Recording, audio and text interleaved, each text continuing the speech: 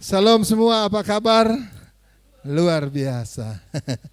Oke, puji Tuhan, terima kasih untuk Tuhan Yesus yang luar biasa di dalam kehidupan kita semua. Pada pagi hari ini kita ada di satu tema yang sangat menantang kita. Karena tema ini berbicara tentang apa? Winning the battles. Bagaimana kita memenangkan pertempuran. Ya, kalau berbicara mengenai pertempuran, pasti ada musuh yang kita lawan. Amin. Karena perjuangan kita ini memang tidak mudah, tidak gampang dalam dunia ini.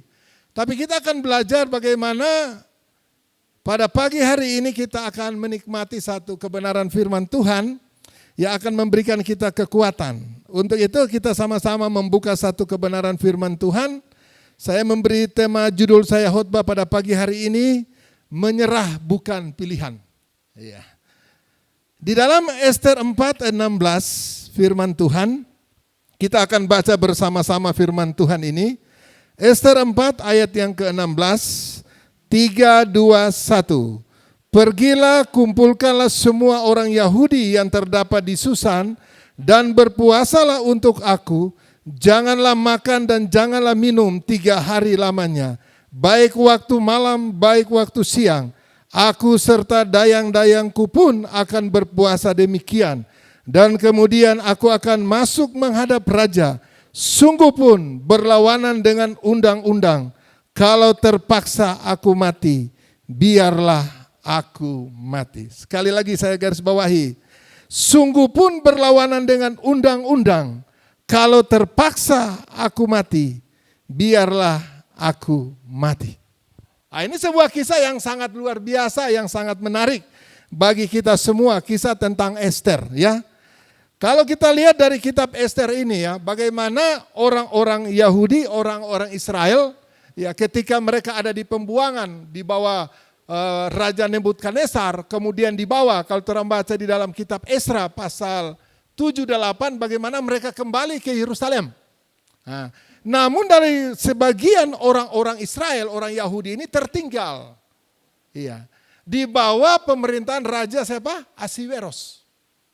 Nah, kalau kita melihat Raja Ahasweros ini, dia seorang yang memiliki kekuasaan di 127 daerah, mulai dari India sampai kepada Ethiopia. Jadi dia punya satu kekuasaan. Ya. Namun sebelum saya ingin membaca satu pernyataan yang mengatakan begini, kita akan melihat dengan cara pandang yang berbeda ketika sejarah dilihat sebagai kisah tentang Tuhan. Jadi perjalanan kehidupan kita, sejarah perjalanan hidup ini, kita percaya bahwa semuanya adalah campur tangan Tuhan.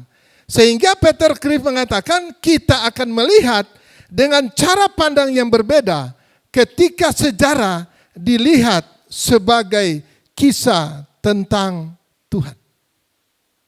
Itu sangat akan berbeda cara pandang kita.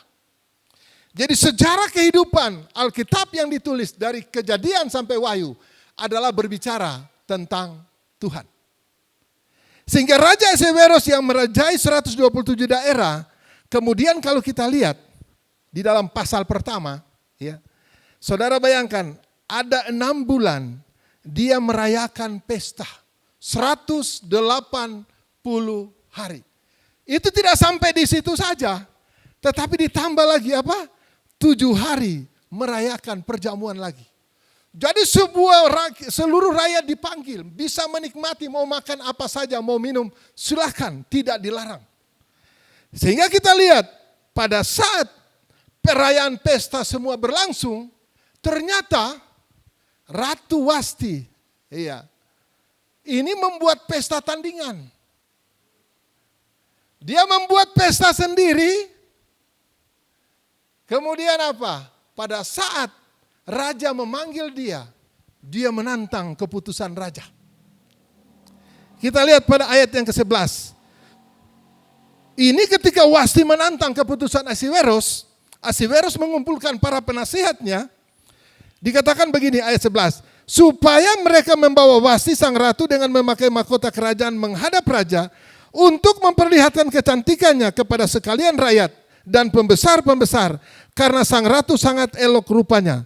Tetapi Ratu Wasti menolak untuk menghadap menurut titah raja yang disampaikan oleh sida-sida itu, sehingga sangat geramlah raja dan berapi-apilah murkanya. Sehingga kemudian kalau kita lihat penolakan ini menimbulkan satu keputusan yang diambil oleh raja. Jadi raja mengumpulkan penasihatnya, bagaimana dengan ratu ini? Kemudian ayat 22 dari pasal pertama. Dikirimlah oleh baginda surat-surat ke segenap daerah kerajaan, tiap-tiap daerah menurut tulisannya, dan tiap-tiap bangsa menurut bahasanya. Bunyinya, setiap laki-laki harus menjadi kepala dalam rumah tangganya dan berbicara menurut bangsanya. Ini akibat dari apa? Ratu Wasti, seorang wanita. Ya, saya percaya bahwa para istri di sini tidak akan pernah menanduk suami. Amin. Semua pasti menghormati, menghargai suaminya. Jadi kita melihat, ini Ratu Wasti karena keras kepala, kemudian raja secara bijaksana Ahasiweros dia mengumpulkan para penasehatnya. Bagaimana keputusannya? Kemudian dikeluarkanlah surat bahwa seluruh daerah yang menjadi kepala rumah tangga itu adalah laki-laki.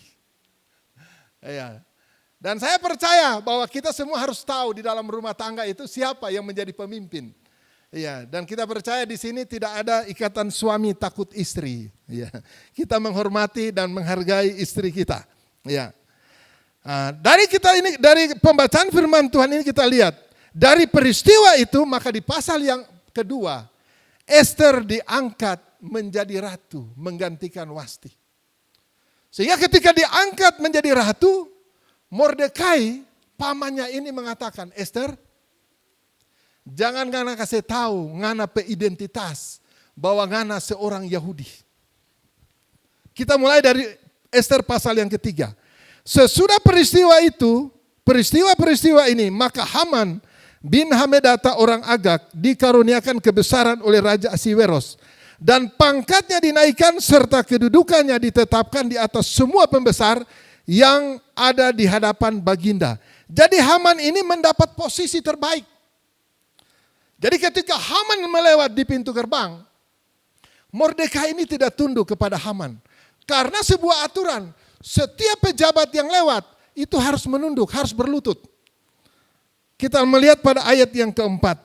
Setelah mereka menegur dia berhari-hari dengan tidak dengarnya juga, maka hal itu diberitahukan mereka kepada Haman untuk melihat apakah sikap Mordekai itu dapat tetap, sebab ia telah memberitakan kepada mereka bahwa ia orang Yahudi. Yang tadinya dia melarang keponakannya Ester ini untuk membuka statusnya, justru sebaliknya. Dia Mordekai mengakui, dia menunjukkan identitasnya sebagai seorang Yahudi. Artinya dengan bahasa lain, tidak mau abu-abu dia, mati kalau mati. Ya. Kemudian yang selanjutnya, ketika Haman melihat bahwa Mordekai tidak berlutut dan sujud kepadanya, maka sangat panaslah hati Haman. Marah Haman. Dia bilang kurang ajar ini orang. Iya. Tidak tunduk pada aturan. Kemudian muncul niat jahatnya. Kita lihat ayat 6. Tetapi ia menganggap dirinya terlalu hina untuk membunuh hanya Mordekai saja. Jadi dia berpikir kalau cuma mau bunuh Mordekai, terlalu hina itu. Cuma satu orang. Apa rancangannya? Karena orang telah memberitahukan kepadanya kebangsaan Mordekai itu, jadilah Haman mencari ikhtiar, memunahkan semua orang Yahudi, yakni bangsa Mordekai itu di seluruh kerajaan Ahasiweros. Jadi Haman ketika muncul panas hatinya, begitu dia bergelora kebenciannya. Ya. Kalau orang akhir-akhir ini Indonesia kan lagi dibawa kepada satu peristiwa yang kemarin di bulan Juli itu sangat menggoncangkan ya, salah satu institusi, ya cuma karena satu orang, maka terjadi satu keadaan di mana institusi itu predikatnya menjadi turun. Nah, kita melihat. Jadi pada saat Mordekai tidak tunduk kepada Haman, dia merancang. Dia bilang kalau cuma Mordekai yang dia bunuh, terlalu terhina. Kemudian dia merancang karena Mordekai ini orang Yahudi, maka dia mengeluarkan dan dia menghadap kepada raja. Di dalam ayat yang ke-8, lalu berkatalah Haman kepada raja, Baginda, ada suatu bangsa yang aneh yang tersebar di setiap provinsi kerajaan ini. Adat istiadatnya berbeda sekali dengan bangsa-bangsa lain. Mereka tidak mematuhi hukum-hukum kerajaan. Jadi sebaiknya Baginda jangan membiarkan mereka berbuat sesuka hati. Jadi hukum Yahudi berbeda dengan hukum yang ada di kerajaan Ahasiweros. Haman memberikan pernyataan, adat istiadat mereka berbeda. Bangsa ini hukumnya, kerajaannya berbeda. Kemudian apa ayat yang ke-9?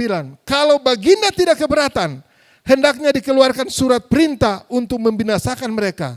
Dan kalau Baginda mau menerima usul hamba, hamba pasti akan dapat memasukkan lebih dari 340 kg perak ke dalam kas Baginda.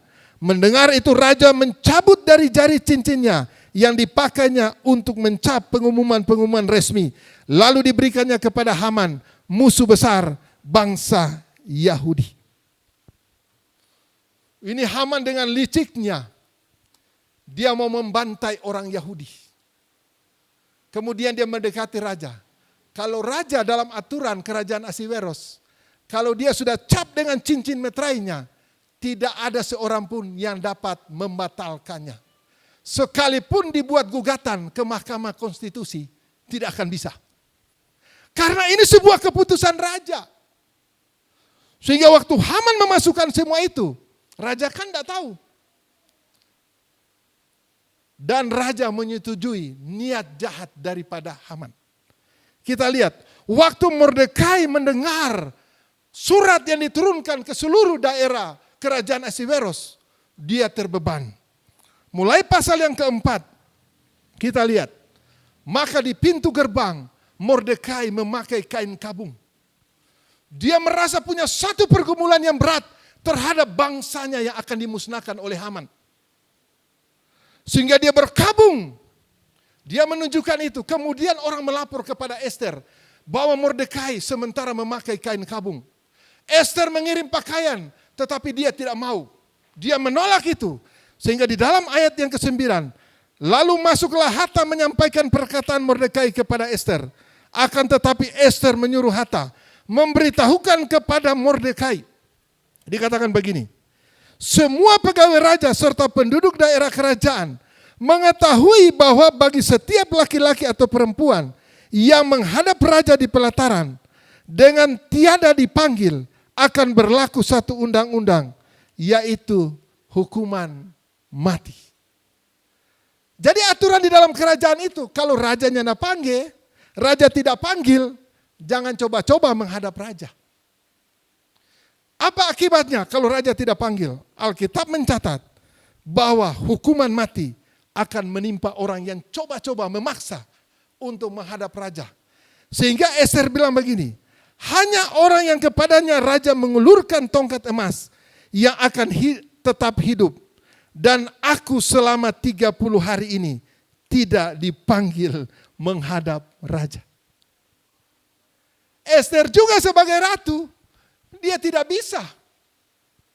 Karena dia memberikan pernyataan kepada Mordekai, so 30 hari raja nyana panggil-panggil pak kita. Wah, ini pasti berpikir ini. Bangsanya terancam sebuah keadaan yang begitu sulit, peperangan mereka untuk menghadapi Haman yang akan memusnahkan orang-orang Yahudi. Ketika disampaikan orang perkataan Ester kepada Mordekai, maka Mordekai menyuruh menyampaikan jawab ini kepada Ester.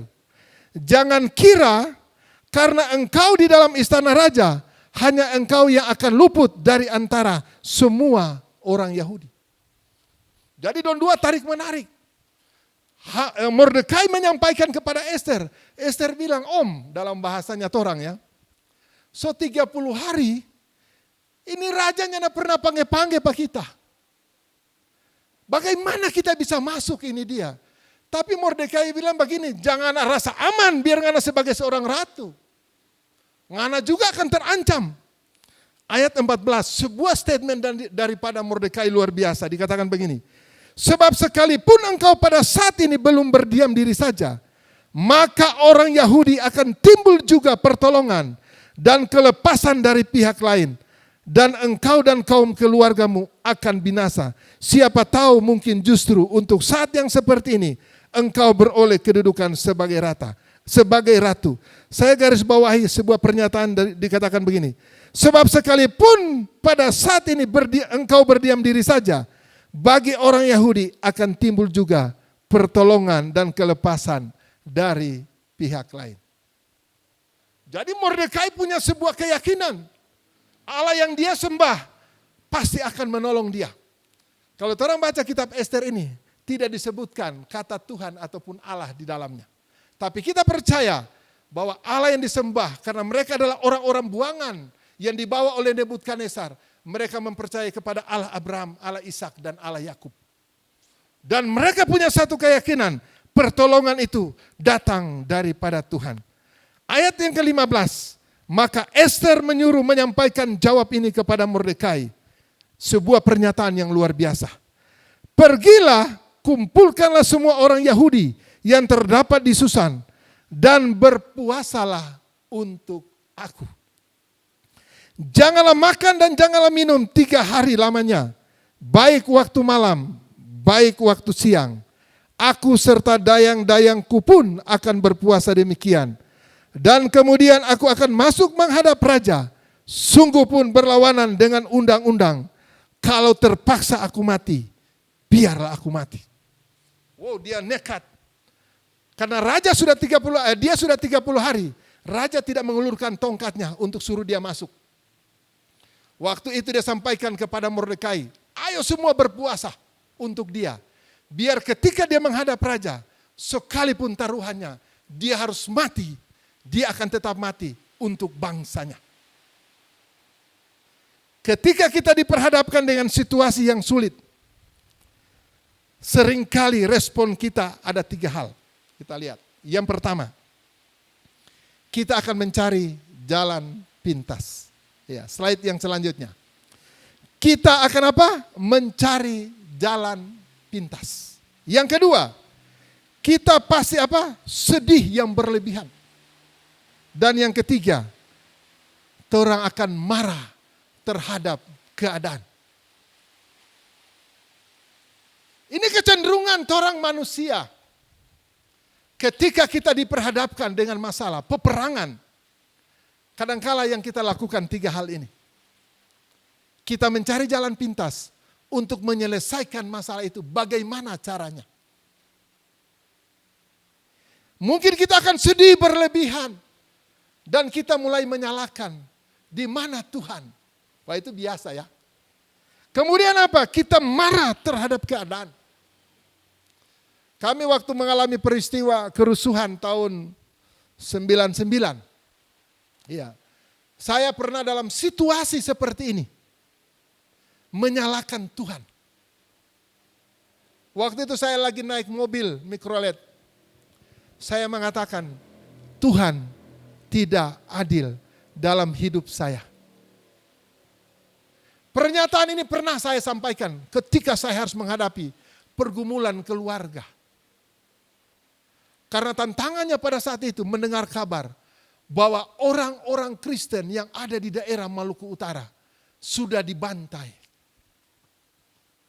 Waktu saya mendengar kabar seperti ini, saya berdoa, Tuhan, bukannya saya minta belas kasihan Tuhan, tapi yang saya lakukan, saya menyalahkan keadaan dan menyalahkan Tuhan yang menciptakan saya. Waktu itu bersyukur Tuhan itu dia Tuhan yang baik. Kalau dia Tuhan model Sambo, kelar orang semua. Iya. Jadi pada saat itu, saya dalam situasi yang sangat terjepit. Saya menangis di mobil.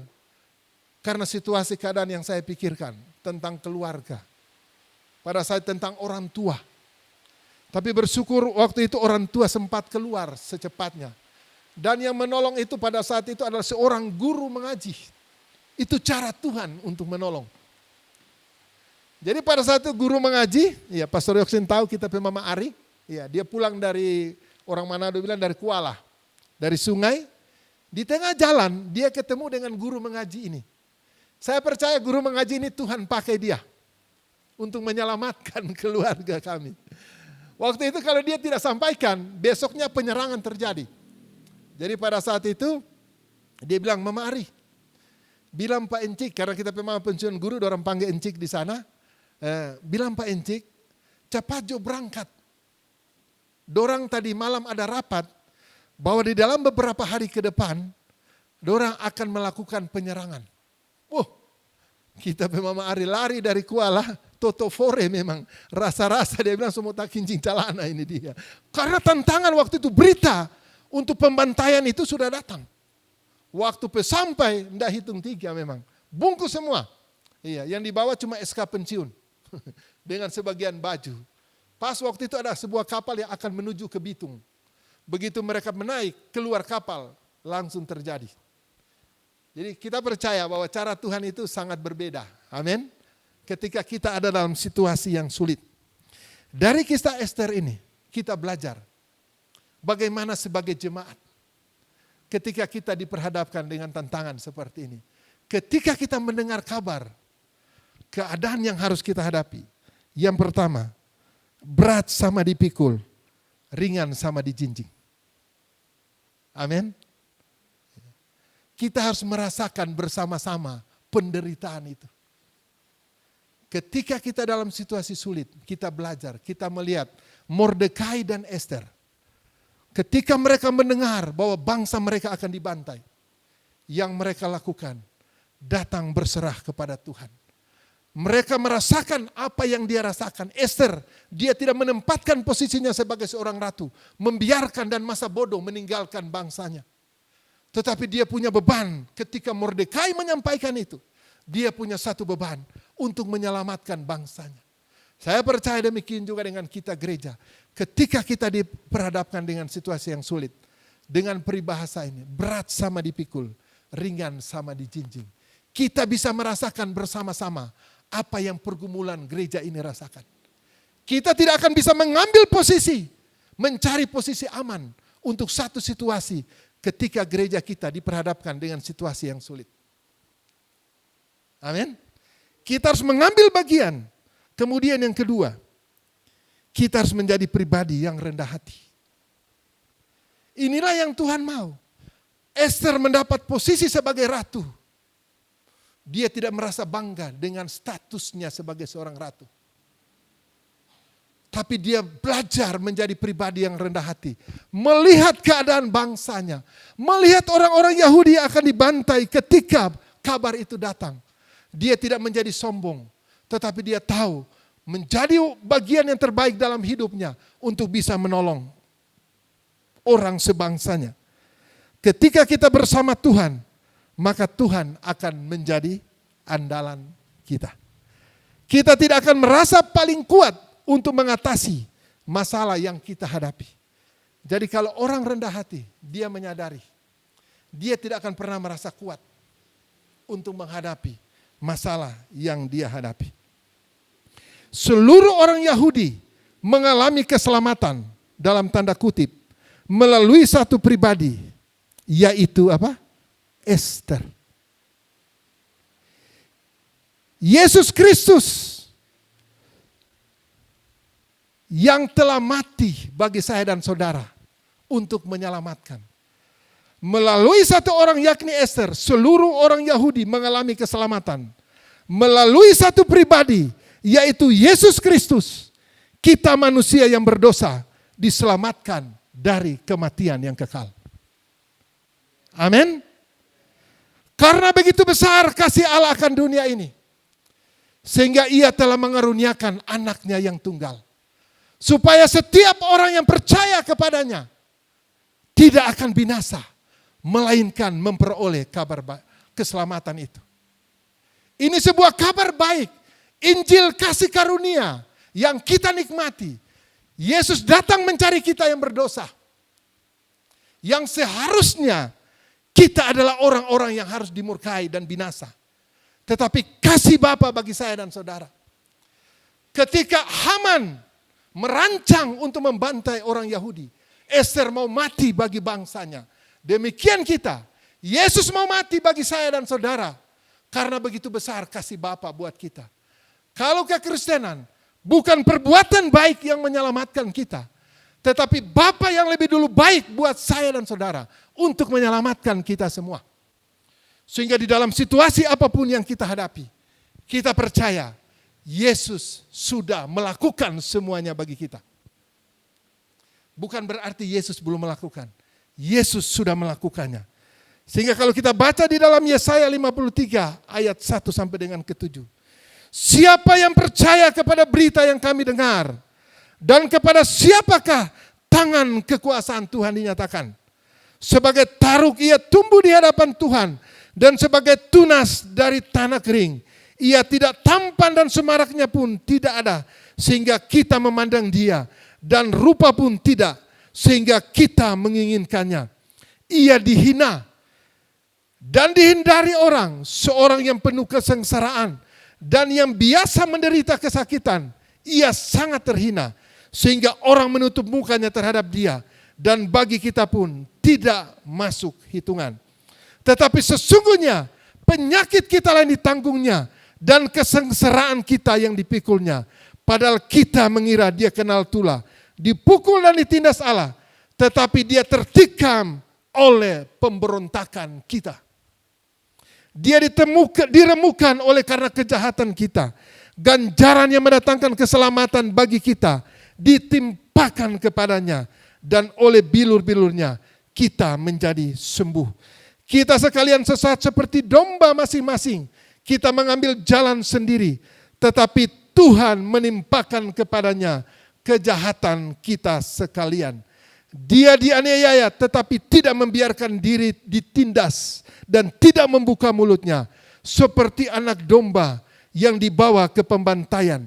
Seperti induk domba yang keluh di depan orang-orang yang menggunting bulunya. Ia tidak membuka mulutnya. Itulah Yesus menjadi sebuah kabar baik bagi saya dan saudara pada pagi hari ini. Bahwa Yesus datang untuk menyelamatkan saya dan saudara. Dia menanggung semua pemberontakan kita. Dia tertikam, dia dihina, dia dicaci maki. Dia berdiri menggantikan posisi saya dan saudara untuk melakukannya. Karena dia mengasihi saya dan saudara untuk bisa terlepas dari setiap serangan, dari setiap tipu daya iblis yang membinasakan saya dan saudara. Sehingga Yesus datang. Dia yang tidak mengenal dosa telah dibuatnya menjadi dosa. Karena kita, supaya dalam kita dibenarkan oleh Allah. Amin. Saya dan saudara yang seharusnya binasa. Tapi Kristus datang. Dia menggantikan posisi saya dan saudara. Apa yang orang banggakan dalam hidup ini? Apa yang menjadi pergumulan hidup? Yesus setanggung semua di atas kayu salib. Ketika kita mengalami tekanan, ketika kita ada dalam peperangan, Yesus akan memampukan kita. Amin.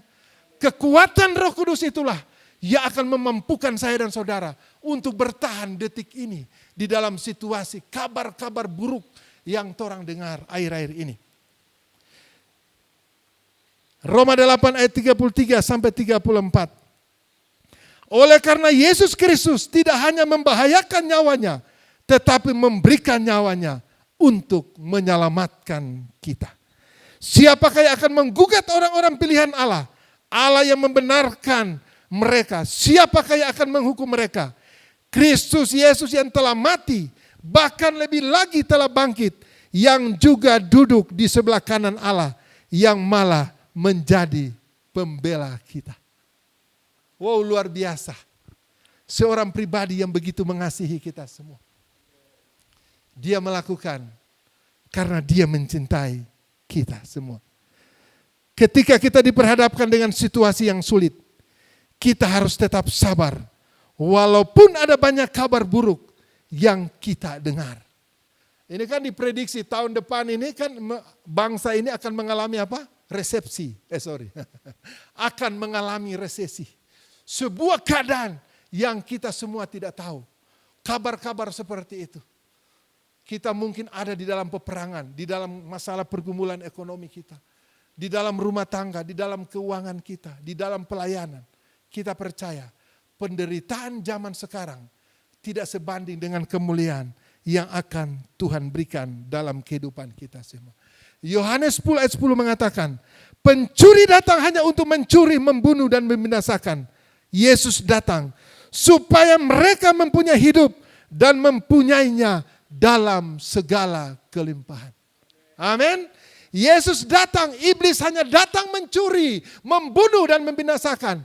Tetapi Yesus sudah mati di atas kayu salib, mengalahkan kuasa maut itu. Dan saya dan saudara bisa mengatakan, hai maut, di manakah sengatmu? Karena kita adalah orang-orang yang sudah ditebus oleh darah Kristus. Jika hanya karena anugerah, sola gratia, kita diselamatkan. Sehingga Alkitab mengatakan di dalam kitab Efesus, jangan ada seorang pun yang membanggakan diri. Torang ini selamat cuma karena anugerah. Cuma karena Tuhan pebae patorang. Sehingga torang boleh mengalami keselamatan itu. Seharusnya torang inilah pemberontak-pemberontak yang layak untuk dihukum. Tapi Yesus menggantikan saya dan saudara di atas kayu salib. Pemberontakan kita ditanggung oleh Yesus. Yang seharusnya saya dan saudara adalah orang-orang yang harus dimurkai. Kita mengalami sola gratia. Hidup di dalam kasih anugerahnya. Melalui karya penyelamatan yang dikerjakan oleh Yesus Kristus. Soli Kristus, maka kita semua terhindar dari kematian kekal. Bagaimana mungkin kita tidak bisa hidup untuk bersyukur kepada Tuhan? Bagaimana mungkin kita tidak bersyukur walaupun kita harus mengalami ada begitu banyak penderitaan? Untuk itu Tuhan mau supaya saya dan saudara mentransformasi kehidupan ini. Transformasi itu dimulai dari mana? Dari dalam. Roh Kudus mengatakan apa? Peranan Roh Kudus dalam kehidupan orang percaya, yaitu apa? Roh Kudus mengatakan apa? Firman Tuhan. Bahwa Roh Kudus itu akan menginsafkan manusia dari dosa. Amin. Bahwa Roh Kudus itu akan menginsafkan manusia dari dosa. Roh Kudus itu akan memampukan kita semua. Jadi Roh Kudus itu akan menginsafkan manusia daripada dosa. Jadi bagaimana kita bisa bersyukur? Jadi transformasi itu mulai dari dalam. Jadi kebanyakan orang Kristen banyak memodifikasi kehidupan orang. Itu orang lebih banyak menonjolkan sesuatu yang lahiria dari luar. Biasa kalau modifikasi dari luar, artinya begini. Orang memaksakan kebenaran itu, tetapi sesungguhnya orang tidak bisa melakukannya. Jadi modifikasi itu dipaksa. Iya.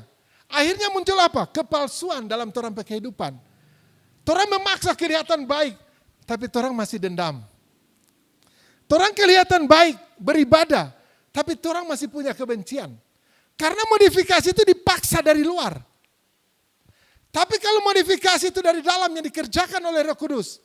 Ketika orang mengalami penderitaan, yang keluar adalah ucapan syukur kepada Tuhan. Amin. Karena dikerjakan oleh Roh Kudus. Ketika orang disakiti, yang keluar adalah pengampunan. Karena modifikasi itu dari dalam. Sehingga kita sebagai jemaat Tuhan, kita harus bisa membuat satu resolusi dalam kehidupan kita. Ini mengakhiri tahun 2022. Kita harus punya satu komitmen di hadapan Tuhan. Tuhan, kita berkelemahan apa? Kita jujur, kita mengakui kita berkelemahan. Kita orang temperamen.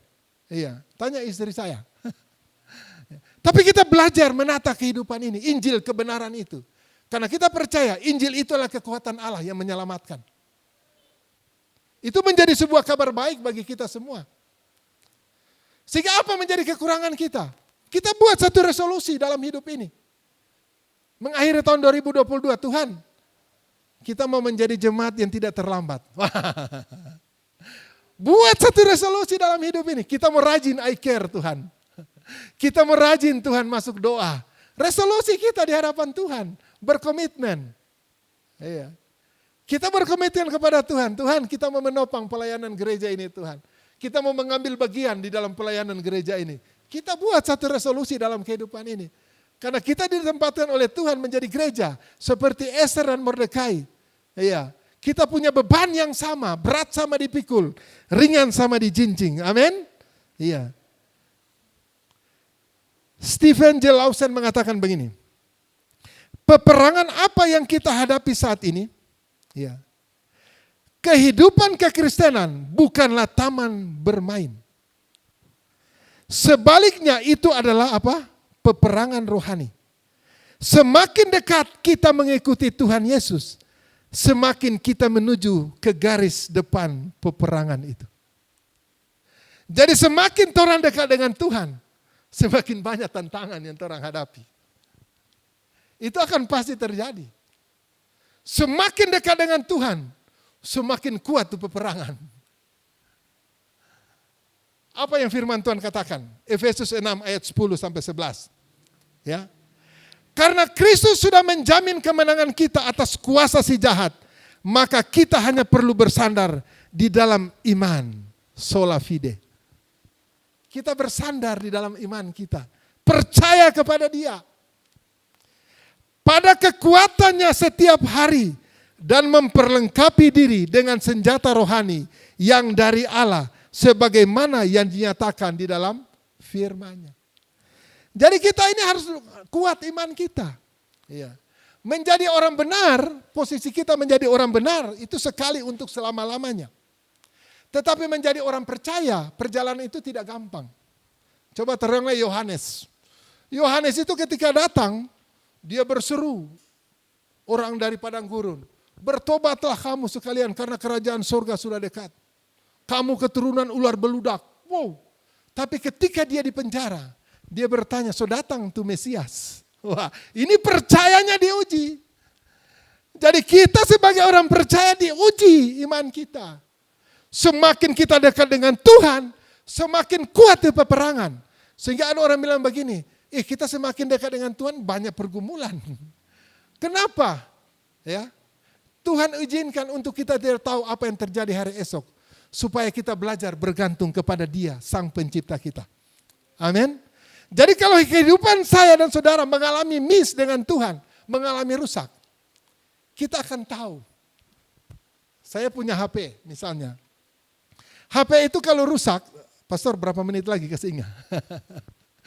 Misalnya HP saya rusak, ya, saya akan bawa kemana? Tukang servis AC? Atau tukang servis HP? Pasti tukang servis apa? HP.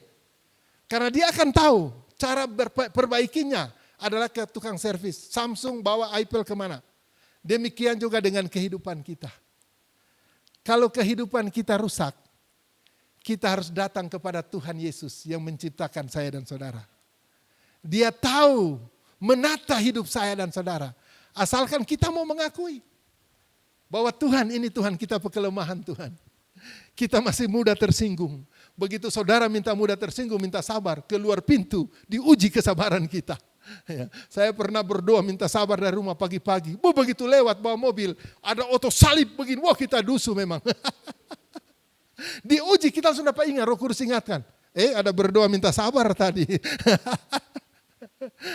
Iya, jadi kalau saudara minta rendah hati, diuji, saudara akan dipuji orang. Wah, bro, rupa mantap ini. Iya, itu diuji kerendahan hati kita. Ya, saya banyak kali minta tentang kesabaran. Banyak dihadapi. Suatu saat kita pagi sama minta kesabaran. Kita nasihati satu orang. Waktu kita sementara kasih nasihati, dia melotot, dia kasih mata menyala apa kita. Kita naik memang kita dapat rasa. Memang itu perjuangan menaklukkan emosi itu memang tidak gampang. Kita bilang Tuhan kasih kita kekuatan. Ini orang dikasih nasihati baik, malah dia tantang.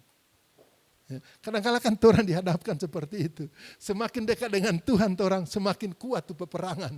Pertempurannya semakin kuat. Tapi ada jaminannya. Firman Tuhan mengatakan, akhirnya hendaklah kamu kuat di dalam Tuhan, di dalam kekuatan kuasanya. Kenakanlah seluruh perlengkapan senjata Allah supaya kamu dapat bertahan melawan tipu muslihat iblis. Nanti saudara bisa baca di dalam Efesus 6 ayat 10 sampai dengan ayat yang ke-18. yang terakhir, ya.